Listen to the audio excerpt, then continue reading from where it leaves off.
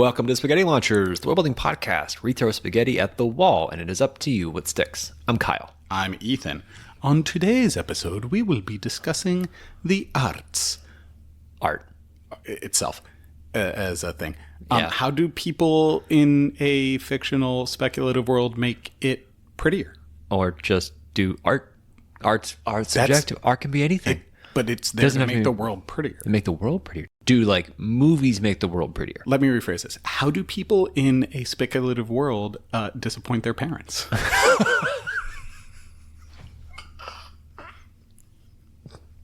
Yes. Because I know no one, not a single one of my blood relatives listens to this podcast. Mine do. Well, kind of. You're the exception to the rule. When you think about like spec fic, it's not like art is so not a factor usually in the world building. You know, you can take the real world examples of art and they're so good and they work everywhere and there's so many options, you know.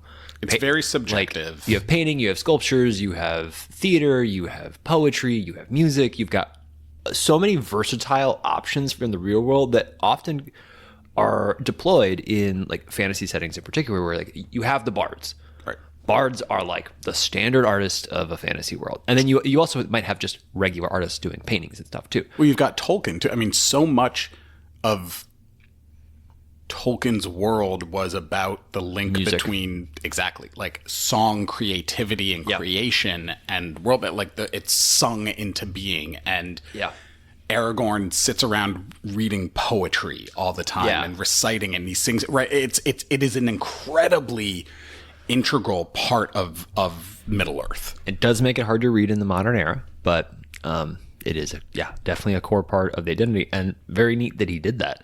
Yeah, but then when you're looking for what are other ways to do art in fantasy and spec fic, and that's a bit more open. I don't think I've actually really come across a whole lot. Yeah. It's always some variation on a song or a... I think if people... I don't know. You have to be more flexible. You have to like think more about like when people consider something an art. Like I'm thinking right now about the Ocean's movies. And how in Ocean's 12, the Night Fox, I believe that's his name, right? He's doing thievery as an art. Right. Like, he doesn't need the money. He's bloody rich. He just does it for the showmanship, for the art. He'll do the thing and take something and just leave his little calling card, which is a little dark fox figurine. And then that's it. And it's like he's just doing it for the challenge, for the art of it. Like, because he wants to do it at a level that's so beautiful. And so I think you can take any job and elevate it to an art form, honestly. And like there's bands of that, but like a blacksmith making the finest hammers in the world, they're like doing it at an artistic level. Like the dwarven smiths of a world are often going to be somewhat artistic in the way that they handle it. Like the elven smiths are going to be artistic in like, we make our daggers with this level of blah, blah, blah, blah, blah, blah. Like the Valyrian steel of Game of Thrones is a great example of like artistic level of craftsmanship in weaponry and armors. That's, you know, I think you see that in fantasy sometimes. Point of contention, not with you, but with the typical Tolkien-esque world, you know, where dwarves are the short, sturdy craftsmen, then the elves are the elves.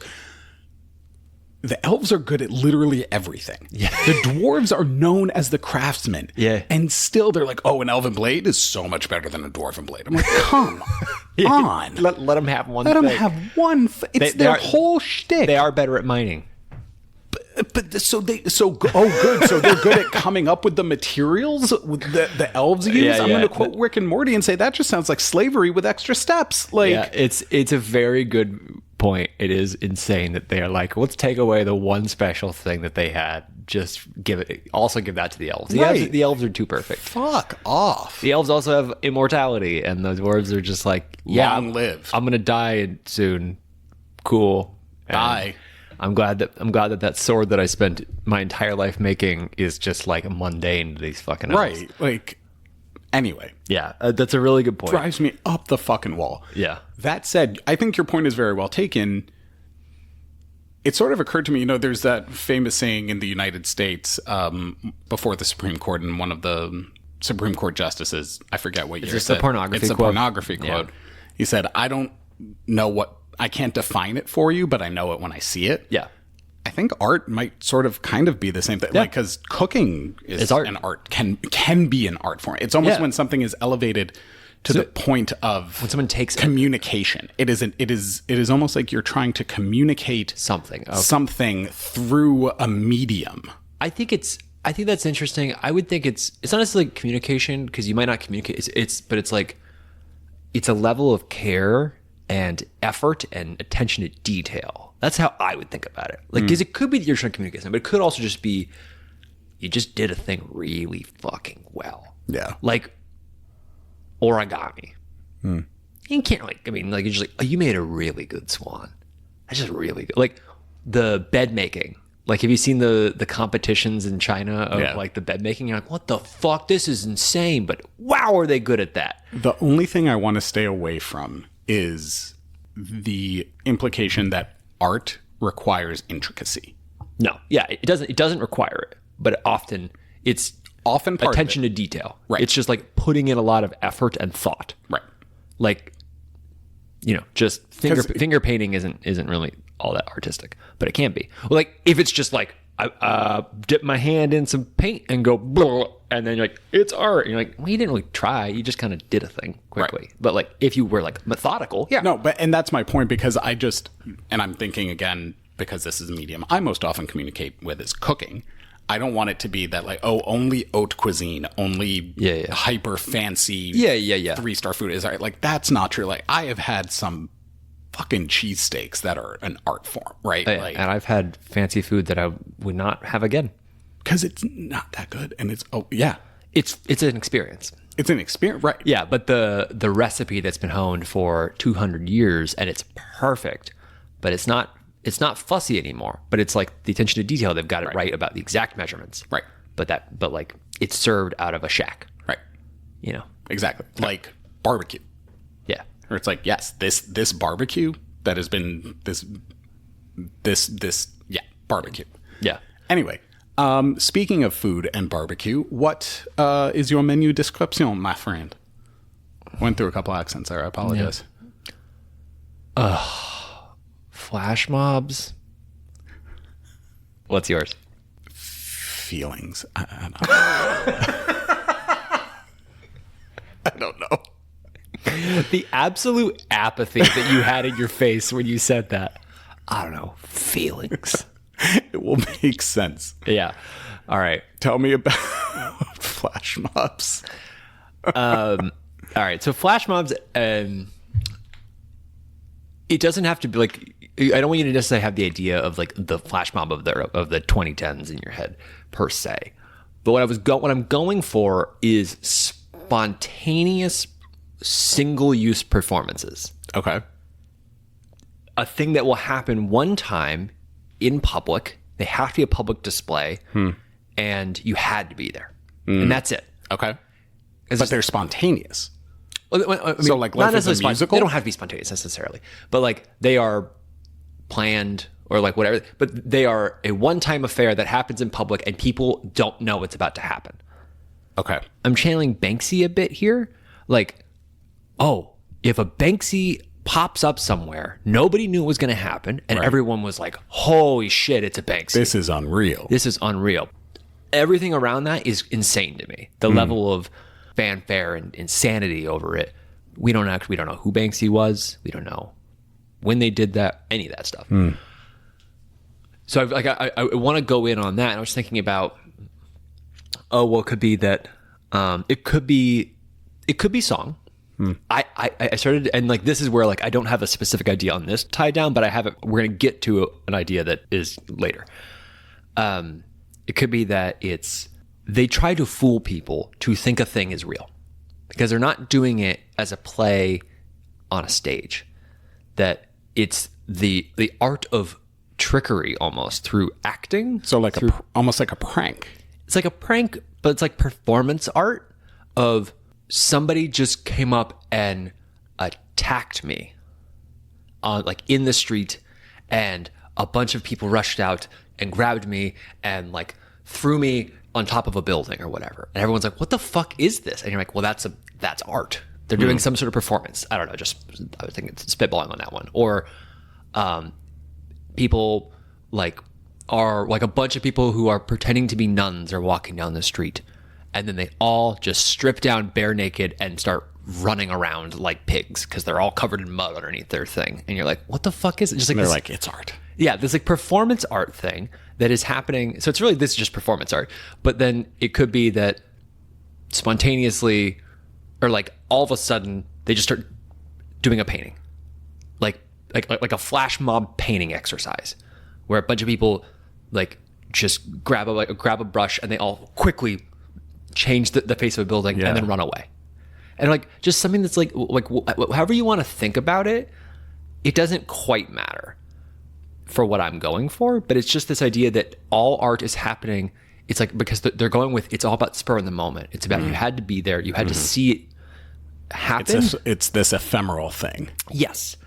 And it's this like the human experience, whatever. It's like the most pretentious version of art possible. Yeah. Which I love. Yeah.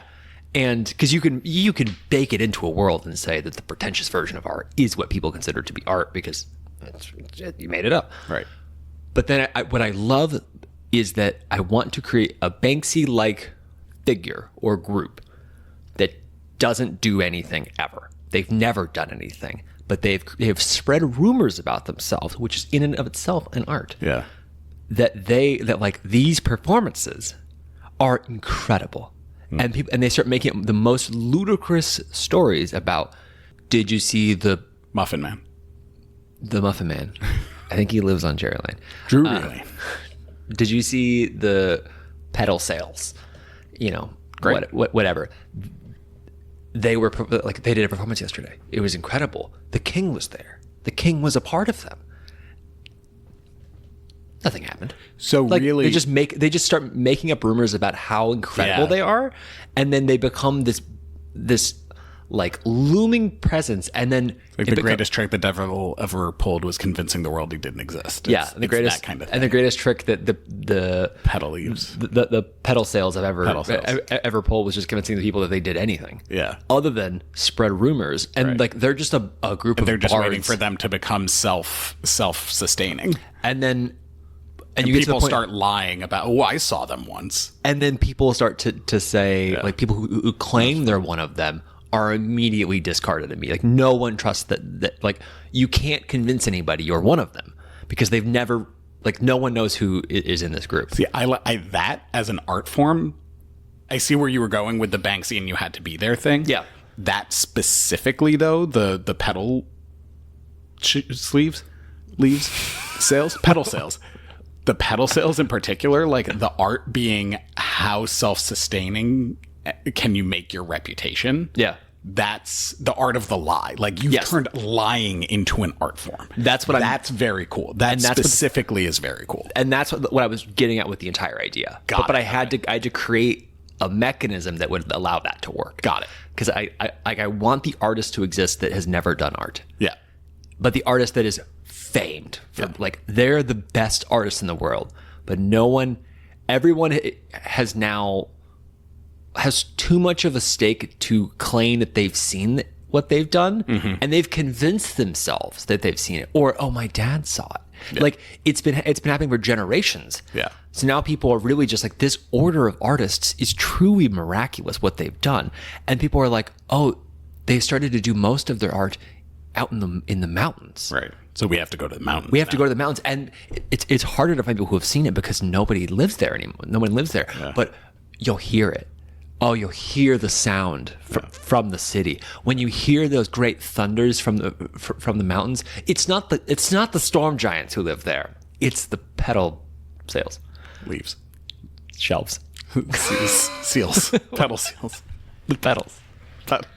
The PSs. This is a very silly episode, folks. We apologize. Yeah, but as you said, you've created an art form of lying. Yeah, lying. You have a self-perpetuating and self-sustaining reputation based on nothing but lies. That's very cool, and that's just fun to me. Yeah, I love that. I think that is as a distinct art form. Yeah. That is very cool. And then, so then, like, imagine you're in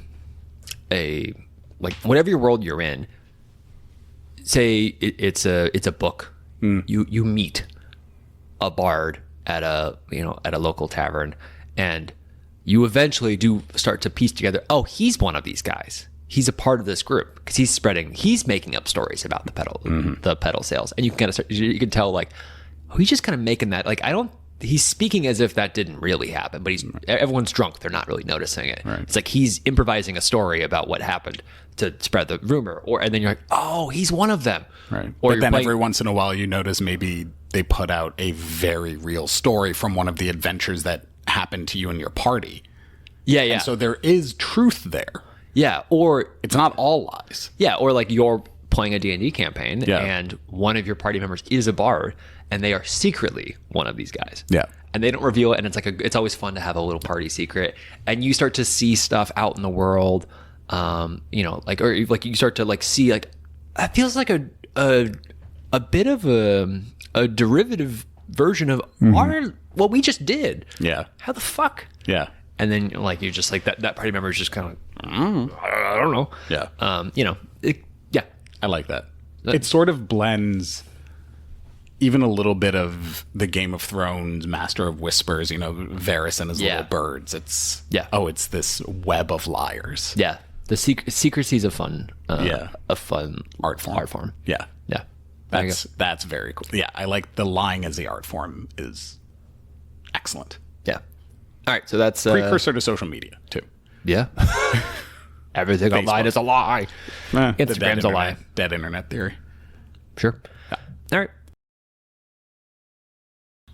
Tell me about feelings. So on the world of Blorgar 7, there is no light, and the atmosphere itself is very thick. So it is very difficult for sound to travel. So life there developed a need to communicate without light or sound. Mm-hmm. Instead, the settle peeves, which are the dominant life form of Blorgar 7, learned instead to communicate by adjusting their body temperature within proximity to others. And so the feeling, the art form, just like we were talking about before, is often a method of communication. Yeah. Is very coordinated, choreographed fluctuations in temperature that you are meant to experience as a receiver, as someone feeling these constant changing and shifting of temperatures. That is the art form. Cool. That's it. It's pretty boxed up. Yeah, kinda. I think on Blorgar 7 or whatever, I think it's pretty boxed up there. Yeah. But I don't think you need the whole veneer of Blorgar 7 or whatever. No, you don't have to. That was just where the genesis of the idea came from. Because like say you take that and you put that in any world, and you just say it's about experiencing fluctuations in temperature and like the subtlety of that, and that is an art form. Like imagine you were sitting in that chair right now, and the chair just started quickly and very clearly shifting from 72 degrees to 68 to 85 to 60. It just did that in like great use for prestidigitation. Yeah, actually. Like you know the feeling when you get out of a hot tub and jump straight into a regular pool, and like the whoa, hello, that was immediate. That feeling is incredible, is it not? Mm-hmm. Now what if that is an art? If you could make that happen, if you can manipulate that, if you could really do that, and it becomes less. I think it becomes less of it's an art, but it's a pleasure thing. It's both. It would be like you would go to like a spa where there'd be like a guy, a wizard doing prestidigitation to just rapidly oscillate your temperature like that. Yeah. It'd be like a, like there'd be like a whole, like on the brothel street, there'd just be the temperature fluctuation house where you go and just be like, oh, this feels amazing. Yeah. Oh man. Ooh, ha. You have all sorts of experiences. Some might make you laugh. Some might make you cry, right? Like it's the same thing. It's just, it's a different way of evoking an emotional response. Yeah. Yeah. I think it's cool. That's it. Because it's like,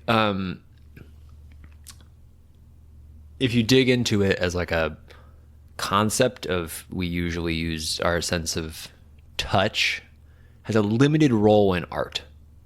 Mm-hmm.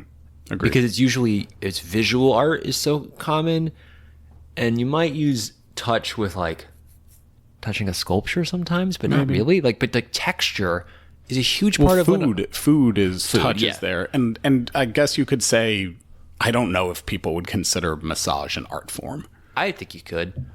I've had a bad massage or two where you're like, no, you're not very good at that. And then I've had one where you're like, oh, wow, you're really good at that. I'm a different person after this. Yeah, even though I hated you while it was happening, you're really good at this. That was some art. And I mean, like, you have to do a lot of training and all that for like, but like, because if you just focus on, like, I think you've just hit on an interesting idea just generally by saying that touch just matters again. Because in our, like, we think audio and visual.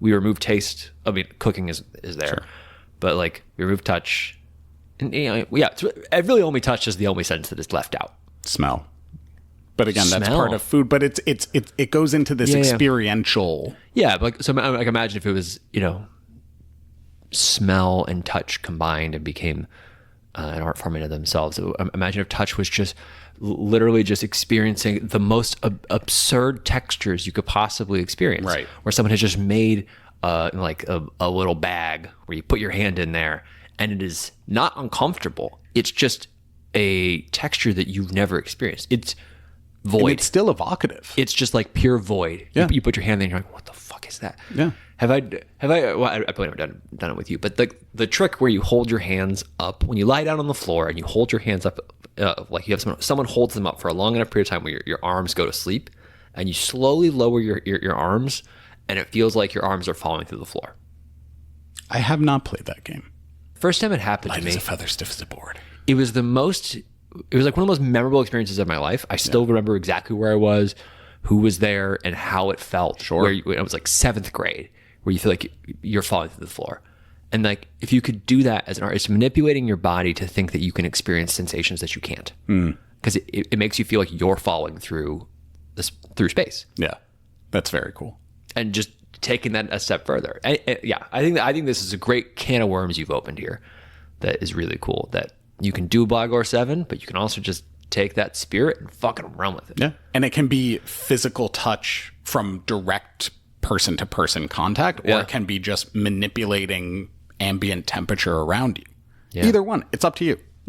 Yeah. That's a limitation you can play with. I think the ambient one's fun. The ambient is where I came from. That was Blogor 7, that was where the idea started. Yeah. It was a manipulation of ambient temperature. Yeah. If you could manipulate like individuals, so like say like you touched my hand and you were able to manipulate my body temperature. All of a sudden I was 1 degree colder. You are with the canvas. Yeah. And then you could slowly heat me up by 2 degrees. And then go back and like, bless you. Like if you could fully play with just my body, that's wild. Yeah. I just think it would be I just think it's something fun to explore. Yeah. And having it be physical or ambient creates a lot of magical opportunity. It creates very sci-fi applications, right? It's fun. It fun. Press start on that microwave, Kyle. Beep. All right. My quick and dirty idea. It feels kind of boring and kind of rote, but I feel like I should mention it just to get it out of the way. Let's just say it. Assassination as an art form. It's just an art form. where, but like very dark and bloody, where you string up your fucking targets in the street to let people know, look what I've done, look who I've killed, look literally paint the town red. Yeah, it's like I think we talked about this previously when we talked about thieves guilds, where my idea was that they would steal stuff and just put it out to show people that they stole it. They didn't actually want to keep it. I love that idea. That was a great idea. But like doing that, but it's like, oh, we killed somebody and we just like, there's a big bloody streak down the road to his house. And because I killed him, drug his body out through the road and then drug it all the way back in. So there's just one bloody streak. It's all his blood, but I killed him in his house. Like that kind of shit. So, I mean, serial killers often like, you know, they take pride in their work. Yeah. In a lot of cases, right? So what you're talking about there's a lot of very of serial killer vibe. Yeah. But like in a fantasy realm, that's pretty fucking. Everyone's a serial killer in a fantasy world when you think about it. Jesus Christ, these people are fucked. Murder hobos is a trope for a reason. Yeah. Anyway, all right. What's your frozen lasagna here? It's hard to learn how to play an instrument. It's harder to learn how to play every instrument. It is that much harder to learn how to play every instrument through other people's bodies. But for the orchestra of thought, where the conductor is a master psychic, and they are actually not just conducting people as they individuals play music, but they are psychically controlling other people's bodies to play the instruments and play one coordinated piece of music. Big fan. All right, what's stuck for you? To be perfectly honest with you, the thought orchestra is kind of the big one. It's based sort of off an idea. There was a comic book, a Justice League comic book I read back in the day, where an angel falls to Earth and starts speaking with the Martian Manhunter and telepathically. And he says, "Oh, I thought I was back in the heavens with the voiceless choir." And I was like, the voiceless choir, that's awesome. Like a choir of telepaths. If you had an only telepathic society, you could have a voiceless choir. Yeah, right? Yeah. But that's where the thought orchestra kind of came from. Is like, all right, well, I can't do that idea because that's already been taken. But what are some other things I could do? So that's where the coordination. Yeah. I thought that was cool. I love the lying as an art form. Mm-hmm. I think that's really smart. It's really fun, and it has endless application, not just for individual characters, but also for the world. It borders on The Emperor Has No Clothes, where everyone has to be in on this, wittingly or unwittingly, in order for it to work. And that's how you end up with the Emperor walking down the street with no clothes. Yeah, I just love it. I think that the temperature changing is not going anywhere. That was actually one of the first ideas I had when we started building this podcast. But lying as an art form, like, unreal. Okay, blew my mind. It is unreal. It didn't happen. Yeah. What about you? I think Thought Orchestra is definitely it's like too clean. Yeah. So it's like, I'm glad you just kept this a speed round, because it's like, well, it's done. Yeah. I think that's great. I really like, as you probably could tell, I think you hit on a really cool element that is the spirit of this podcast, which is just like, my brain ran when it was like, touch as an art form. Yeah. Fuck, what can you do with touch as an art form? Right. Shit, there's so many options. Oh my God. And then I'm like, I really love the idea that there's like a bag you can put your hand in and feel any texture that would be unavailable to you otherwise. Yeah. Like feeling the texture of lava without the heat. That would be crazy. Feeling the sun. Mm-hmm. Feeling the void of outer space. Putting your hand into a black hole. Yeah. And being able to and feeling that intense pressure and being able to pull it back out. Yeah. Completely unharmed. Touching an angel's wing. Yeah. Touching, like the inside of a human body. Like holding your grandmother's hand. Oh, Jesus Christ. That got sad. But you could do it. Yeah, you could. Oh my God, it's so dark. But we think of art so much, and that's why I really wanted it's like touch as evoking an emotional response. Yeah. Proust did that incredible thing about the taste of the Madeleine, and then suddenly he's back in his mother's house, right? Like, and the taste sensation, like touch also transports is you. Too. Yeah. It's like any sense; it has the ability to transport you to a memory in time, and you could definitely use it for that. I was thinking so much more about like, because it's like then you move. Like, at what point is it not an art and it's more of a service? And that is an interesting question. With you can hire a photographer. Fair enough. I like the idea that you don't know what you're going to touch when you go up. Like, and they say, put your hand in and tell me what you think it is. And it's like this. You are giving people new sensations, but it's up to them to interpret what it is. So I like you and I are doing the same thing, but in different directions. Yeah. I think that, let's say, a touchsmith is someone that you can hire to say, I need to have this emotional response. It's almost like a form of therapy.